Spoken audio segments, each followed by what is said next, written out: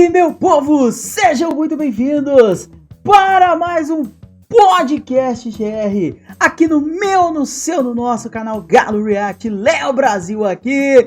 E hoje, pra gente poder aí trazer um convidado especial, trazer todas as histórias, todas as informações, eu tava com saudade de gravar o podcast e nós vamos trazer muita coisa pra vocês. Então bora que bora! E o meu convidado de hoje, meus amigos, ele foi zagueiro, vindo direto de Caçapava do Sul, meus amigos. Zagueirou pelo Grêmio, zagueirou pela Europa. E depois que ele fez toda essa zagueirada, ele veio para o Brasil para poder fazer a sua empresa de games. Saiu do futebol e foi para os games, mas ainda está envolvido no futebol, quer dizer, é muita coisa. Então, vamos saber um pouco mais da história dele. Seja muito bem-vindo, meu caro amigo Matheus Vivian. Muito obrigado por aceitar o nosso convite.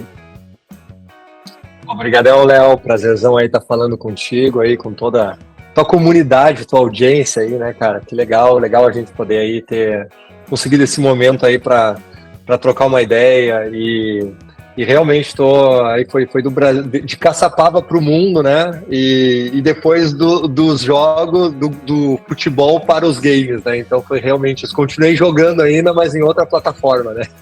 Para quem ainda não sabe, Matheus, ele é o CEO da empresa Hermit Crabs, que está fazendo o jogo, que fez o jogo e agora está desenvolvendo, está melhorando, claro, o jogo eu tô vendo que tá tendo as mudanças, tá ficando legal pra caramba, da Corrida do Galo.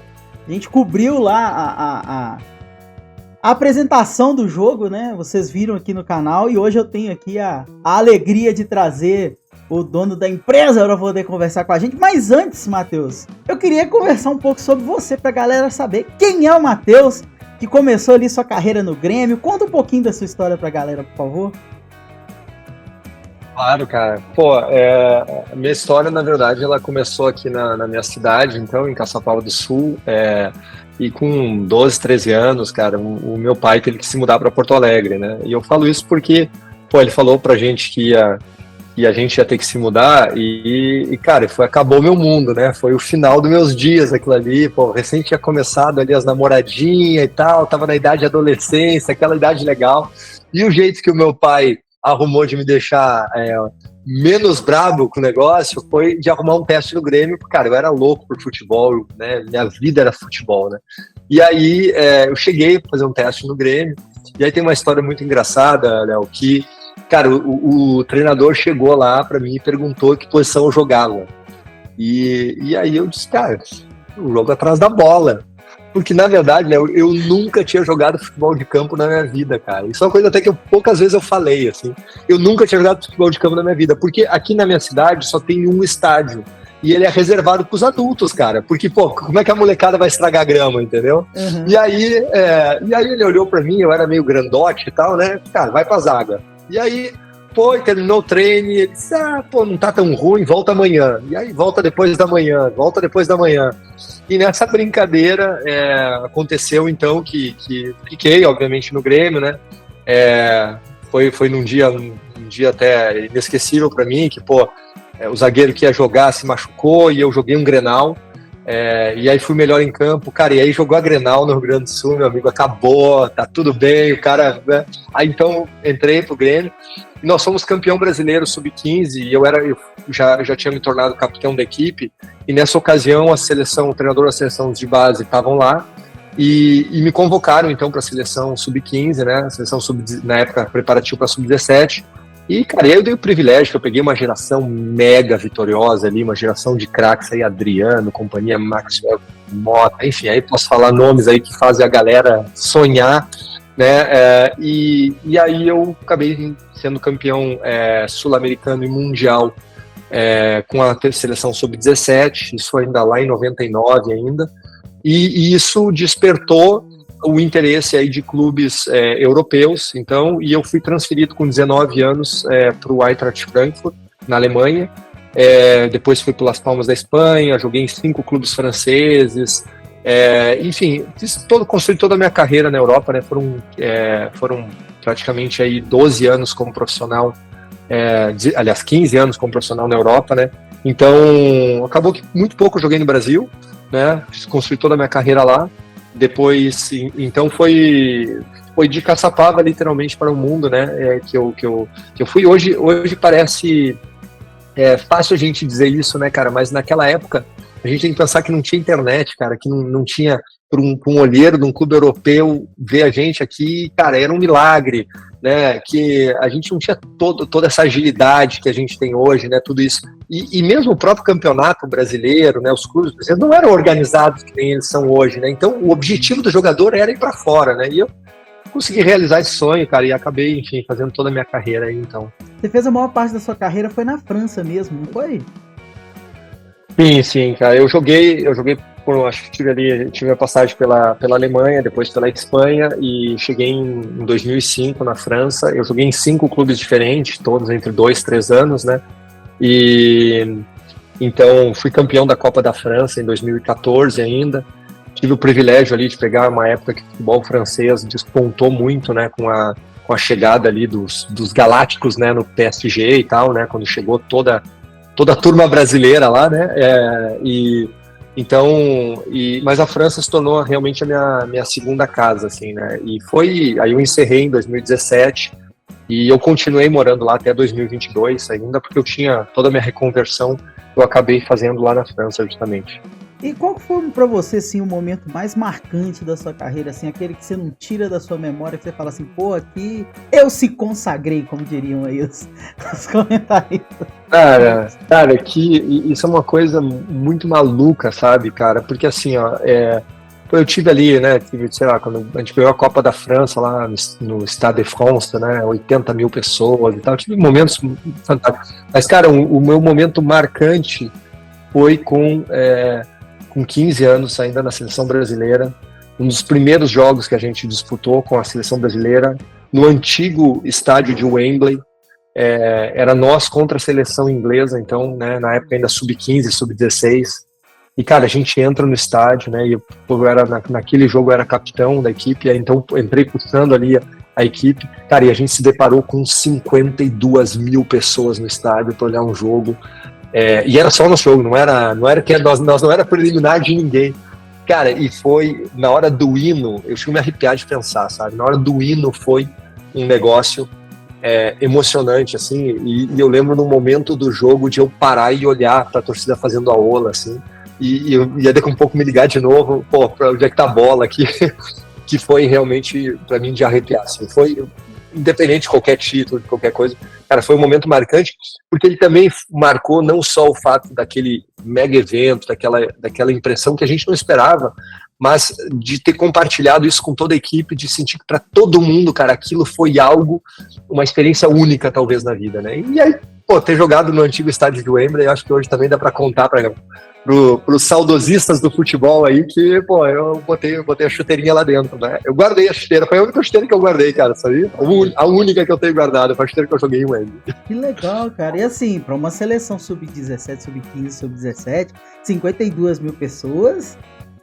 Cara, ainda mais naquela época assim, né, que a galera não acompanhava tanto. Hoje em dia você tem até internet para poder acompanhar os jogos. Exato. É assim, maravilhoso. Você é um cara do Sul. Você é um cara que... Você é daí. Eu não sei se eu posso te fazer as perguntas, mas eu vou fazer. Você fica à vontade se você não quiser responder. Vamos lá, tem que ser, pô. Toda vez que eu converso com alguém do Sul, me falam que é a pergunta que todo mundo faz aí. Você é Grêmio ou Inter? Rapaz, eu não tenho vergonha de dizer não, cara. Pelo contrário, sou gremista a um ponto. Eu sou gremista a um ponto, Léo. E pra te ter ideia, assim, ó, quando eu fui pra Porto Alegre, fui fazer teste no Grêmio, se não desse no Grêmio, não dava. E não tinha a opção de eu ir para o Inter. Isso não existia na minha vida, cara. Não existia. É óbvio que depois, quando a gente se torna profissional, aí vira, né, tem uma parte de trabalho profissional, né, de tudo mais, né. Mas, cara, foi nesse nível, sabe? E agora, né, depois quando a gente for falar de games, o primeiro clube brasileiro que a gente fechou foi com o Grêmio, cara. E eu disse assim, enquanto eu for o responsável por assinar os contratos na empresa, o primeiro clube brasileiro pra gente assinar é o Grêmio. Eu sou muito gremista, cara. Sou muito gremista. Nossa Senhora. Muito bom, e, pô, nesse momento passa muita raiva, cara. É verdade. Não tá num bom momento, não. Mas aqui, o Grêmio Inter, na minha opinião, é a maior rivalidade do país. Pra vocês, então, nem se fala, né? Porque eu já conversei aqui, Matheus, com vários torcedores, especialmente do Inter, tenho muitos contatos do Inter.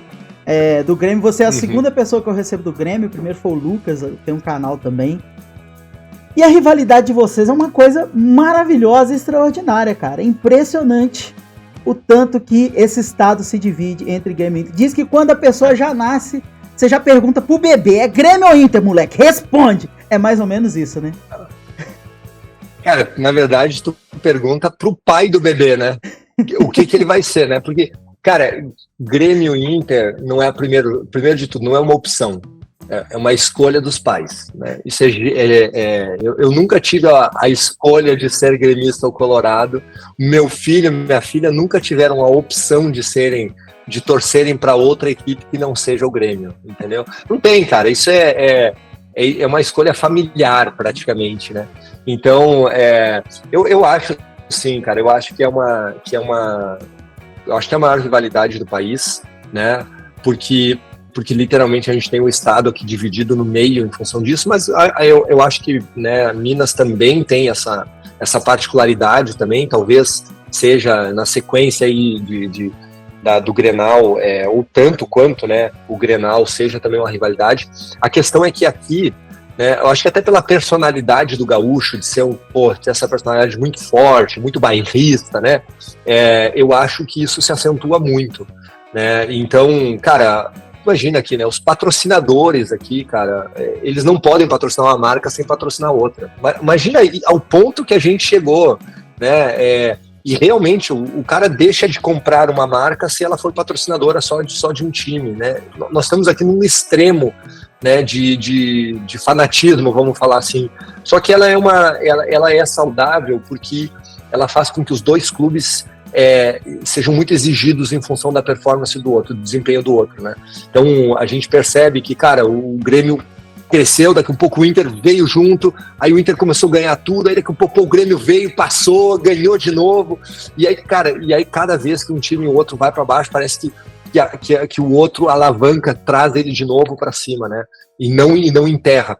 Então, eu acho que ainda assim é uma rivalidade muito saudável, né? Que realmente alimenta aí o futebol gaúcho, assim. Se a mãe for Inter e o pai for Grêmio, o que a criança faz, meu amigo? Cara, se a mulher gostar de futebol de verdade, né? Hoje a mulherada se interessou mais por futebol do que antigamente, né? Então antigamente era o clube do pai, né? Vamos falar assim. Mas a gente sabe quem manda em casa, né, Léo? Então, cara, hoje em dia eu acho que vai ser daqui pra diante a nova base de torcedores vai ser o clube da mãe, tá? Pra ser bem sincero, eu acho que vai ser a mãe que vai mandar. Mas, cara, tem muitos casos aqui, né, de família que a mãe, é colorada e pai gremista e tal, e aí fica aquela zoeira mesmo, né, quem é que manda em casa, né? Muito bom, muito bom. Ô, Matheus, e aí você fez a sua carreira, encerrou a sua carreira, e o que fez o jogador de futebol se interessar em começar uma empresa de games? Cara, sabe que esse momento, né, do encerramento da carreira, eu costumo comparar ele com o final de uma peça de teatro ali, né, cara, onde a cortina fecha, sabe? A gente fala-se muito pouco sobre isso ainda, né?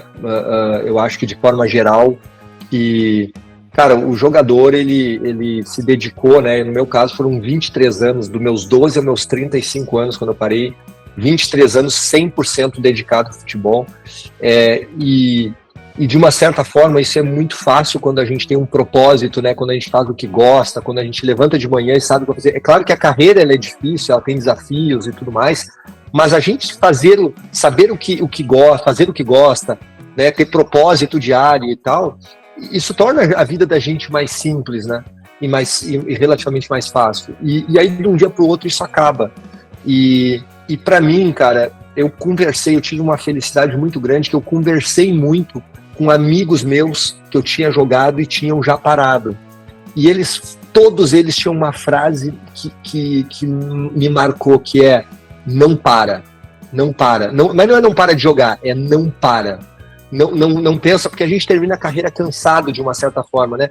Imagina, durante 23 anos, eu nunca decidi o que eu ia fazer no meu final de semana. Era o clube que tomava a decisão, né? Da programação, né? São coisas que a gente não fala muito, os bastidores do futebol, né? Tá sempre viajando, tá muito fora de casa. Obviamente a gente tem muitas coisas boas, né? Mas a gente tem também, obviamente, os ônus, né, da profissão. E nesse momento a gente tem vontade, às vezes, de parar, de relaxar. E meus amigos diziam, cara, não para, segue, vai buscar. E aí o que eu fiz? Né? E aí entra a questão dos games. Foi um ano antes de eu parar, eu comecei a me interessar por novas atividades.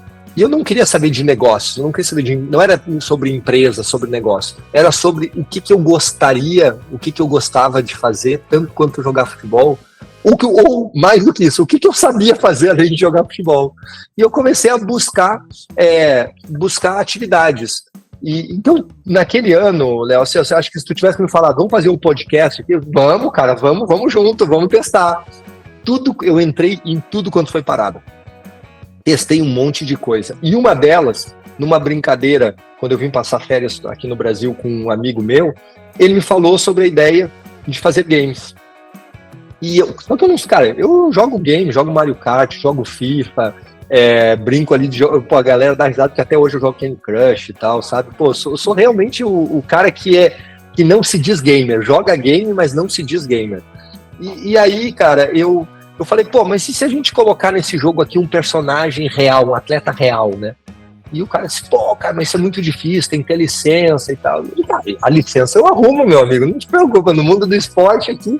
E eu arrumei a licença, de graça ainda na época, e eu curti muito como é que foi o processo, me interessei mais, comecei a me envolver, e aí logo em seguida a gente foi, né, licenciou o Paris Saint-Germain, eu estava lá na França, tinha amigos, então pelos meus contatos eu acabei me envolvendo, e fui me envolvendo mais e mais e mais na empresa, né, e a empresa deu certo, começou a crescer, então foi aí que eu entrei, mas nesse meio tempo eu fiz muitas outras atividades também, né, e aí depois o game foi se tornando a minha atividade principal.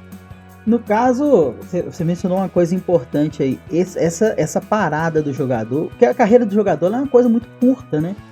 E essa transição para você e para todo mundo é uma coisa que, como você falou, é bem pouco falada, é um momento extremamente complicado. Eu sei como é que é, porque eu, por exemplo, já fiz teatro. Então, quando a gente vê aquela cortina fechando ali, dá uma coisa de... Puxa, já acabou, velho? Sério? Queria mais? Caramba! Agora que eu tô aproveitando, pô, agora que eu tô curtindo, cara. Agora que tá ficando legal, tanto pro ator quanto pro público ali. E então, esse momento aí, além dessa questão de buscar outras coisas, também teve a ajuda de mais pessoas aí, psicológica. Como é que foi esse momento da parada pra você? Léo, assim, ó, eu costumo ter uma frase que eu digo assim, cara, toda a minha carreira só aconteceu por muita ajuda, cara, muita ajuda. Cara, eu fui muito ajudado por diversas pessoas, assim. A começar, obviamente, né, pela minha família, minha esposa me carregou, né, eu tô com minha esposa desde os meus 16 anos, então literalmente ela me carregou, né, toda a minha carreira, depois veio meus filhos, né, meus pais foram enormes, assim, ao longo de tudo. Então, no final, né, da carreira, é muito importante esse amparo que a gente tem que ter. Agora, assim como muitas pessoas me ajudaram, né, cara, eu digo isso, nunca ninguém correu por mim no futebol. Eu digo, a gente tem muita ajuda, cara, de treinador, de empresário, de não sei o quê, de família, disso, daquilo, mas, cara, durante 23 anos, meu amigo, fui eu que levantei de manhã e corri. E eu digo isso, e quando a gente para é a mesma coisa. Cara, a gente também tem que levantar de manhã cedo e trabalhar, e buscar, e ser curioso, e aprender. Eu voltei para a escola, entendeu? Eu tive programa de rádio lá na França, montei projeto, a gente não fala só das ganhas, teve coisas que não deu certo, entendeu? Mas isso faz parte desse aprendizado, dessa experiência, da gente tentar, da gente estar em movimento, da gente buscar coisas, né? Então, eu acho que, cara, que muitas pessoas me ajudaram, né, e que me deram um amparo, sim, não profissionais especialistas nisso, mas acho que muitas pessoas me deram um amparo de diversas formas, me deram oportunidades durante a minha carreira e após a minha carreira. Mas, cara, de manhã cedo a gente tem que levantar e ir trabalhar, cara. Então eu acredito muito nisso, acredito muito na constância, na dedicação, na disciplina, no trabalho, no esforço, sabe? E aí eu acho que a gente ajuda as pessoas a ajudarem a gente. Perfeitamente. Eu tenho amigos, inclusive, que trabalham com essa parte de desenvolvimento. Eu mesmo estudei, então por isso que eu me interesso muito por essa área de game. Além de jogador, eu também tenho um pouco do conhecimento de desenvolvimento de games. E em uma palestra de um amigo desses, um amigo meu e tal, ele me falou que pro primeiro jogo dele sair, ele teve que desenvolver outros 10 que deram errado. Como é que foi esse início da Hermit Grabs aí? Conta pra mim. Cara, até hoje a gente faz muita coisa que dá errado. Eu acho que a maioria dá errado, na verdade, né? Mas a gente bota na rua as que dão certo, né? Cara, a gente, como eu falei, né? A gente tava lá eu tava de férias aqui no Brasil, acho que foram 6 meses antes de eu parar de jogar, eu acho. E aí esse meu amigo me falou que ele estava pensando em se dedicar exclusivamente pro game e tinha a ideia de fazer um game de basquete. Eu falei, cara, por que você não coloca como personagem central o Leandrinho Barbosa, o The Blur, né? O Leandrinho na época tava no Golden State, tinha sido campeão da NBA, tava com a imagem dele muito legal. E aí ele disse, pô, vai custar caro. E, cara, eu fui lá, 15 dias depois estava com a autorização do Leandrinho, fez de graça, uma parceria incrível, assim. E assim começou a Hermit, e eu entendi muito rapidamente naquele momento que a gente não tinha força, né, para competir nesse mercado de games. Na Apple Store tem 2 milhões de games free to play, esses jogos que a gente baixa gratuito. No Google Play tem 3 milhões de jogos. Eu digo, como é que o cara vai achar o nosso jogo lá? E mesmo que ele ache, como é que a gente vai fazer que esse jogo aqui, esse cara fique jogando? Porque ele tem que dar dinheiro, né? Se ele tá de graça lá, de algum jeito esse cara ou tem que comprar ou tem que ficar jogando para olhar propagandinha para nos pagar. E eu digo, cara, não tem como a gente aqui competir com as grandes empresas do mundo. Porque lá nós estava junto do lado do joguinho lá das grandes empresas. Eu digo, vamos, né? A gente precisa, de uma certa forma, ter um diferencial. E esse diferencial seriam as marcas. E aí eu fui direto na cara dura falar com o PSG, cara. Tinha um contato legal lá, né, com o pessoal lá da França. Fui falar e, cara, vamos fazer o game de vocês. E aí o cara lá acreditou na ideia, comprou a ideia, foi... Cara, nós não tinha nem equipe, né? Deus o livre, os caras, acho que eles nem sabem disso, não tinha nem time para fazer o jogo, cara. E foi dessa forma que a gente começou, foi aos trancos e barrancos. O jogo que era para levar, sei lá, 6 meses, levou 1 ano e meio, 2 anos.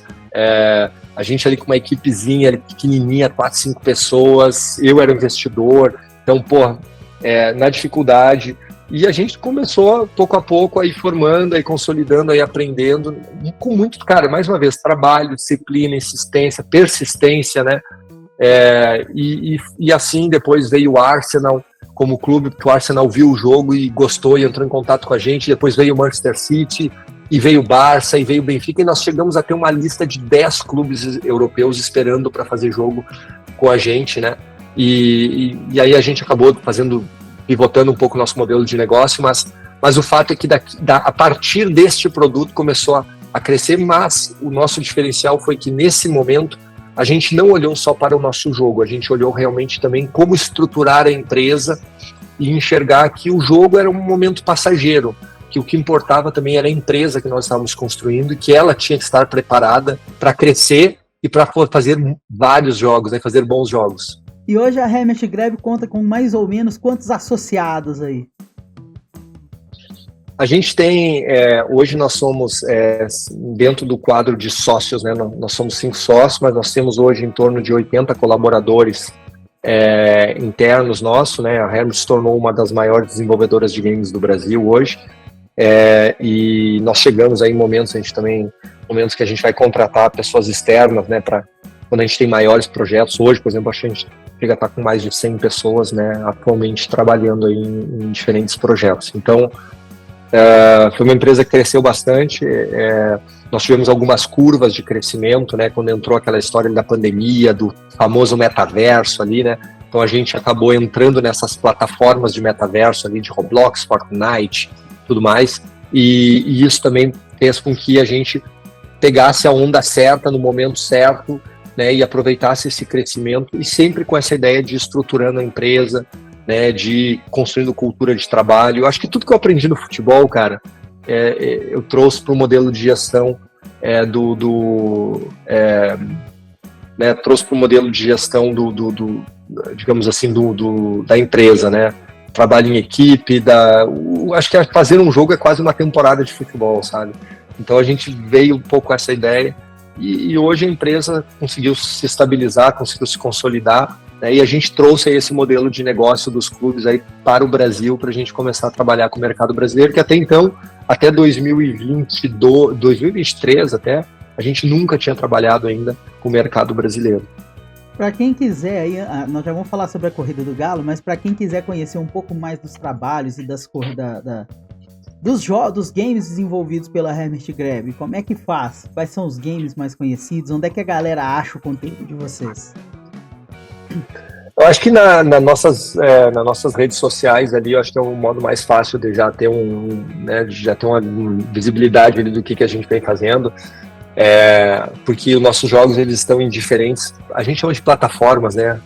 Diferentes games ali, né? Então a gente tem hoje mais de 10 mapas lá no Fortnite, nós temos aí várias experiências, né, dentro do Roblox, mas também nós temos games free to play que estão lá na Apple ou na Google. Devemos estar indo agora também para a parte desse ano, no final desse ano, para Steam e para consoles também. Então, acho que no nosso site lá dá para ver um pouquinho, porque aí a galera vai entender o que elas gostam, o que gosta ali dentro. Ou dentro das redes sociais aí da Hermit Crab, aí acho que é um jeito mais fácil de ver tudo que a gente está fazendo. Então, galera, já fica ligado, porque já tá na descrição desse vídeo. Vai lá, confere show de bola aí que vai ficar na descrição aí para vocês. Lucas, Matheus, eu recentemente conversei com o Lucas, que é o desenvolvedor da Corrida do Galo. E eu queria saber como é que começou essa parceria Hermit Grab, Atlético Mineiro, de onde que surgiu, como é que começou essa fusão desse jogo, que eu gostei pra caramba, achei bem bacaninho, um joguinho pra quem quiser descontrair, gente, liberar a mente dos problemas da vida, vai lá jogar a Corrida do Galo, que além de você estar ali com o seu clube do coração, você se diverte. Mas como é que começou essa parceria? Cara, a gente voltou então, né, em 2023, nós decidimos então que nós iríamos olhar para o mercado brasileiro, né, e começar a trabalhar com marcas então esportivas brasileiras. O nosso primeiro grande parceiro foi o Comitê Olímpico Brasileiro. Nós até hoje, a Hermit é a parceira oficial e exclusiva de games do Comitê Olímpico Brasileiro. E aí depois, obviamente, né, fui conversar com o Grêmio. Mas nessas andanças de eventos e tudo mais, eu encontrei a Débora, então, né, que é a responsável do setor de inovação ali do Galo, e a gente trocou uma ideia. E aí a Débora, então, deixou uma porta aberta para a gente começar uma conversa, e nós fomos conversando e entendendo, né, em que momento, né, quando chegou, acho que a hora certa, nós passamos acho que 1 ano e meio conversando, e quando ela entendeu que essa pauta estava madura o suficiente dentro do lado do Galo, foi aí então que a gente fechou essa parceria, né, que a gente anunciou aí no início desse ano. O que mostra, mais uma vez, né, e eu gosto de salientar isso, cara, o quão importante é o clube estar olhando para isso, né, o clube ter pessoas como a Débora, e eu acho que o Galo tem sido muito assertivo nisso, né, na questão de toda a parte administrativa do Galo, de estar voltada para o mercado, olhando para o que está acontecendo, né, de ter uma pessoa como a Débora, que é proativa, né, buscando essas oportunidades, porque elas com certeza são sementinhas que vão dar muitos frutos num futuro ali pro clube, né. O game hoje a gente sabe que se tornou aí um novo canal de comunicação, um novo canal de conexão com o torcedor, né? E aí eu acho que buscar uma empresa especializada nisso como parceira para trazer esse conteúdo pro torcedor, cara, eu acho que é uma iniciativa fantástica, né? Então começou realmente através desse relacionamento, e a Corrida do Galo, ela é um primeiro game, né, que a gente lançou. O Galo vão ter, já depois foram lançadas as camisetinhas ali no Roblox também, o Manto da Massa, a outra camiseta do Galo, e vai ter mais coisas agora chegando, né? Vão ter mais conteúdos oficiais chegando, não só no Roblox, em outras plataformas. O nosso planejamento com o clube, ele está baseado aí nos próximos anos, né? Então a gente entende que tem que ir começando essa conversa, começando a construir esse relacionamento entre o clube e a audiência gamer, vamos falar assim, esse canal, começar a construir esse conteúdo dentro desse canal chamado game. Inclusive o mercado de games, ele é o maior mercado do planeta disparado, quase 3 vezes maior do que o mercado do cinema. A gente vê o tamanho dessa importância. E uma coisa que muito do público, da galera que eu converso, comenta bastante, sabe, o Matheus, é justamente essa questão aí do Atlético e dos clubes em geral aparecerem mais. Agora a gente tá tendo o Mundial da FIFA e muita gente compara, principalmente a garotada, compara esse Mundial da FIFA com o FIFA só, que é o videogame ali e tudo mais, os times aparecendo. Então a gente vê o tamanho da importância e realmente é bem legal a gente ver que clubes como o Grêmio, como o Atlético estão começando a dar essa devida importância, porque isso atrai muito o público, principalmente o público jovem, né, Matheus? Perfeito. Léo, assim, vamos falar de um aspecto um pouquinho mais, vamos falar assim, conceitual, né? O que hoje a gente disputa, o que a gente briga? Pelo tempo das pessoas, pela atenção das pessoas. Sim. É isso, a briga de todo mundo hoje, cara, de todo negócio, de toda marca, de todo serviço, é brigar pelo tempo das pessoas. As pessoas hoje a gente é ativado de tudo quanto é jeito, cara, rede social, televisão e tudo mais. E o fato é que as pessoas hoje passam praticamente o mesmo tempo dentro de games do que dentro das redes sociais. Isso são dados. E elas já passam mais tempo dentro dos games do que no streaming, que são aí as plataformas Netflix, Disney, televisão aberta. Então, ou seja, uma marca não estar ali dentro desse canal, ela está perdendo uma oportunidade gigante de comunicar com as pessoas que estão ali, né? Então, isso é o primeiro ponto. Como tu falou depois, financeiramente, né, a nível de audiência, cara, o game já é maior que o cinema e a música juntos, né? Já se tornou a maior indústria de entretenimento do mundo, maior que o esporte, inclusive. Então, esses dados, eles obviamente que chamam a atenção hoje dos clubes. A questão é que muitas vezes os clubes ou as marcas, elas ainda estão despreparadas de como fazer um primeiro passo, como entrar ali dentro, né? Então, o que a gente busca fazer, né, nesse momento? A gente busca, na verdade, conversar a mesma linguagem do cara do gamer. Então, eu digo, cara, lá no Roblox, por que dizer uma corrida do galo? Porque lá no Roblox, cara, a galera gosta daquele tipo de jogo, é um tipo de jogo famoso. A gente fez, por exemplo, um hobby pro Comitê Olímpico Brasileiro, porque a galera gosta daquele sistema de parkour. Então, quando a gente entra lá dentro do Roblox, a gente vai comunicar na mesma linguagem do Roblox, a gente vai criar games que a galera goste de jogar lá dentro. É que nem, cara, tu não cria vídeo de 30 minutos, tu não bota teu podcast lá dentro do TikTok. A galera do TikTok quer ver vídeo rápido, quer ver vídeo... E no game é a mesma coisa. Se a gente não adaptar o conteúdo ao que a galera gosta de jogar, a quem está olhando, consumindo aquele tipo de game, a gente provavelmente vai ter dificuldade de conversar a mesma linguagem dele e de ter uma aceitação. Então, hoje a gente procura eu digo assim, até ter uma conversa de humildade com os clubes e dizer, cara, nós estamos entrando nos games, vamos botar os pezinhos no chão, a sandalinha da humildade, e vamos entrar devagar, vamos lá, começar um relacionamento com os gamers, mostrar para eles isso aí. E aí a gente consegue ter uma influência que a gente falou, e aí eu chego nisso que tu disse, né, do relacionamento, da influência que tem. Eu não sei se o pessoal se deu por conta, hoje qual é a câmera que nós temos quando o cara vai bater pênalti, né? Aquela câmera de trás do jogador. É a mesma câmera do FIFA. Olha, o game influenciou a transmissão da televisão. A televisão não tinha aquela câmera. O pênalti a gente olhava, tinha até câmera de trás, tinha câmera de lado, tinha tudo. Mas não tinha essa câmera de trás, né? Isso é uma câmera do FIFA, da EA Sport, né? Então, eu vejo o meu filho. Cara, meu filho adora futebol, mas ele é incapaz de olhar 90 minutos. Ele não consegue olhar 90 minutos de jogo. Ele começa a olhar, deu 15 minutos, ele já está no celular. Ele já está olhando o negócio. Então, mas ele conhece muito mais jogadores do que eu. Ele consome mais futebol, talvez, do que eu. Mas ele consome de uma forma diferente. Ele consome outro conteúdo. Ele olha as estatísticas do jogo, ele quer olhar os melhores momentos, ele viu os memes do não sei do que, ele viu as entrevistas, mas ele não consome o jogo. Ele não gosta de futebol? Não, cara, ele gosta de forma diferente. Ele consome outro tipo. E as marcas que não se adaptarem a isso, provavelmente elas vão perder essa conexão com essa geração. né? E aí, certamente, elas vão perder esse torcedor, porque nem a gente volta lá no início do nosso papo, talvez o fato do pai dizer que ele tem que torcer não vai ser mais suficiente para ele realmente, né, consumir o conteúdo do clube.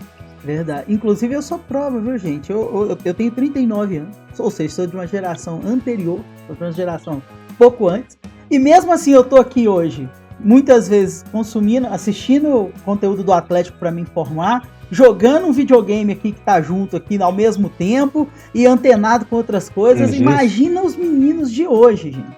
Então, isso que ele tá falando, isso que o Matheus tá falando. A dupla tela, né? A gente fala muito da dupla tela, né? Exatamente, dupla tela. Às vezes tripla, porque você deixa uma tela do computador, a tela do videogame, a tela do celular tá ali na mão ao mesmo tempo.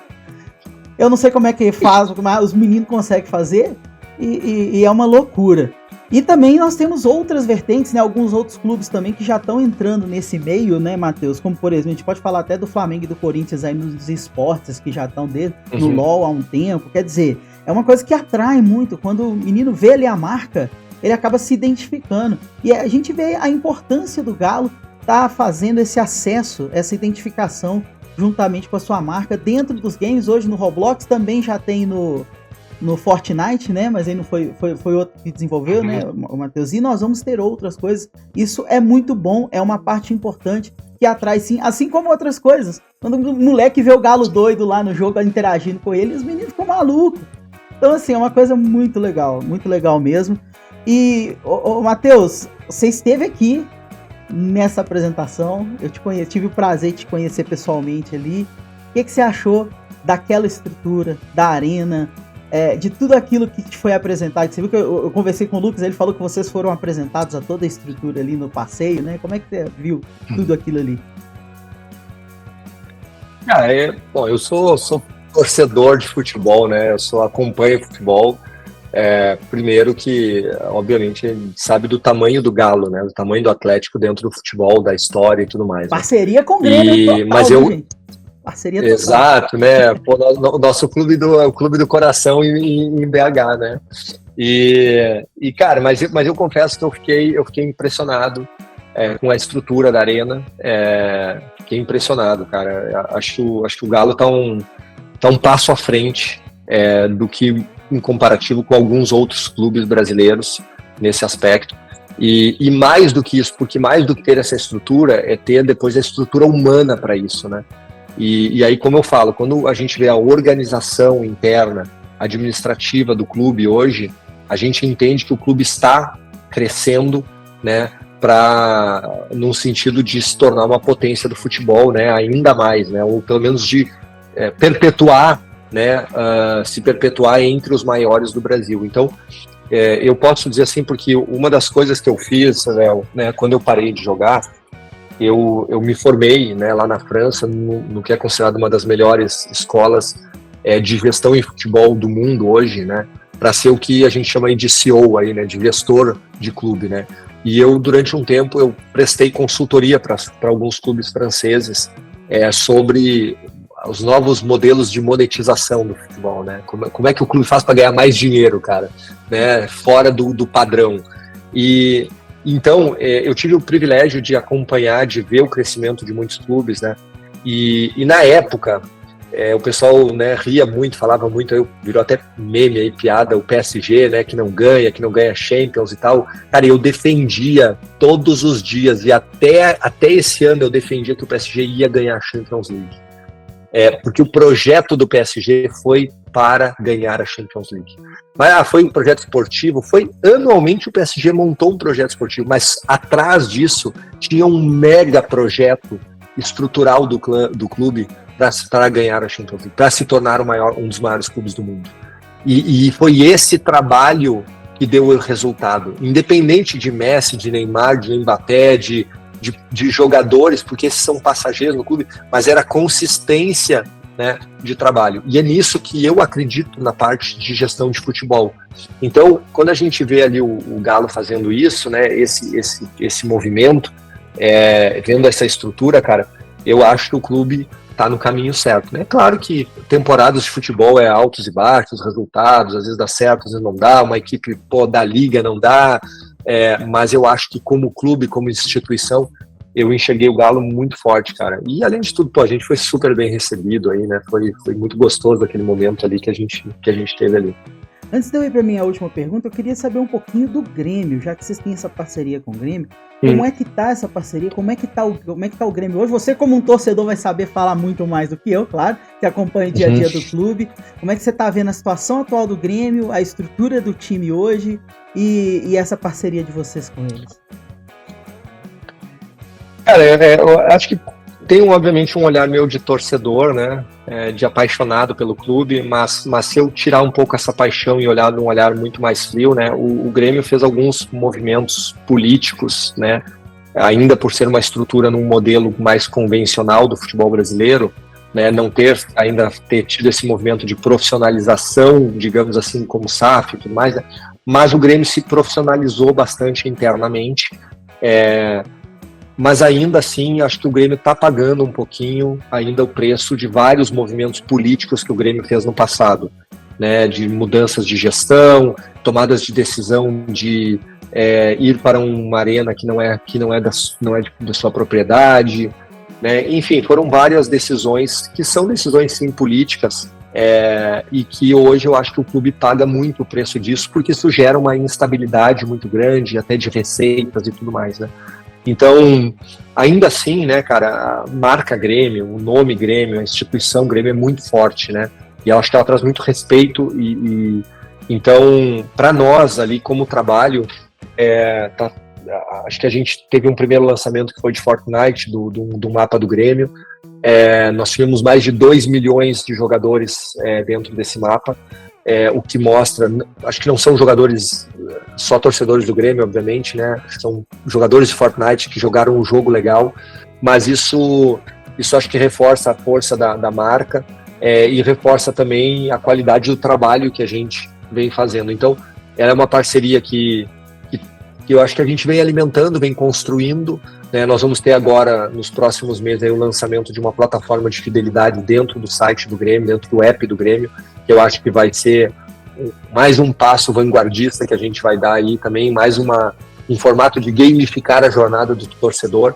E então, que como torcedor, obviamente a gente espera sempre bons resultados, melhores resultados, mas eu entendo que num olhar mais analista, eu acho que o Grêmio está sofrendo ainda um processo de estruturação, de consolidação de uma nova política, dessa profissionalização que o clube teve nesses últimos anos. E, cara, se tiver consistência nisso, vai dar resultado lá na frente. Se houver novamente instabilidade política e tudo mais uma vez eu acho que infelizmente o torcedor vai acabar pagando a conta de ver o clube também fazendo altos e baixos como vem sendo esses últimos anos.